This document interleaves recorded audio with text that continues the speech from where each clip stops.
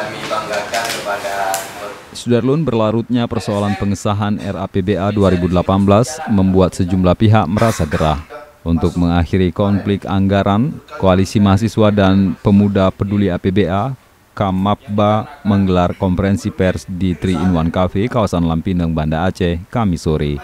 Ini juga jadi pengalaman juga di tahun 2018 ini. Kembali lagi, hampir deadlock.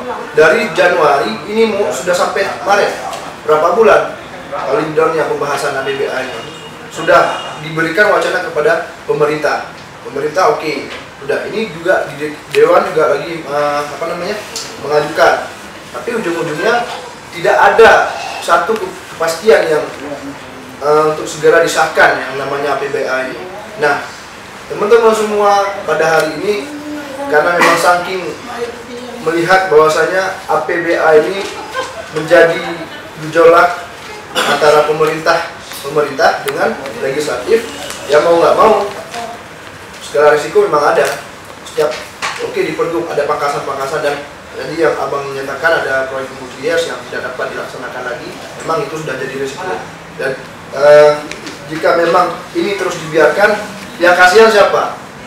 Aceh merupakan provinsi yang sangat disegani oleh provinsi-provinsi lain. Nah, ketika permasalahan APBA itu berlarut, apakah kita tidak jadi cerminan bagi provinsi-provinsi lain?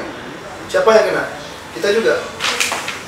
Makanya oleh karena itu teman-teman semua sepakat, ya coba laksanakan plan B. Jika memang plan A memang buntu, tapi tidak menutup kemungkinan juga dalam beberapa hari memang antara legislatif dan eksekutif sepakat membahas APBA dengan waktu yang sudah larut ini dan didealkan, oke, tidak masalah. Tapi memang kalau sudah memang inilah terlambat, ya udah plan B dijalankan. Saya mengapresiasikan atas gagasan untuk mendukung Pergub. Pada prinsipnya memang kita sama-sama telah mengetahui Pekaten DPRA memang selalu tidak menjalankan aspirasi rakyat, itu dia hanya menjalankan aspirasi kelompok dan pribadinya. Ini jelas. Jadi sikap pada Pergub ini sangat tepat dan tegas agar ada perubahan legislatif ke depan, agar menjadi pembelajaran. Semoga anggota-anggota DPRA ke depan ini menjadi contoh apabila dalam pembahasan dan fungsi daripada anggota DPR itu tidak dijalankan fungsi dengan baik, maka akhirnya kebijakan eksekutif adalah sebagai prerogatif yang harus diambil tindakan. Pergub ini harus dijalankan. Terutama juga saya juga mengapresiasi para jurnalis yang selalu aktif mendampingi dan ikut mendorong semoga keadaan di Aceh lebih baik. Malah di momen ini saya pikir saya sebagai mantan juru bicara GAM Australia dan kemudian saya membentuk lembaga Front Gerakan Marwah Aceh, ini bermaksud agar di Aceh ini kembali bermarwah. Semoga pemerintahan Aceh baik itu legislatif dan eksekutif seharusnya bisa bekerja sama dengan baik setelah kita melalui perang panjang. Seharusnya ini menjadi pelajaran bagi anggota-anggota DPR yang ada di gedung DPR tersebut.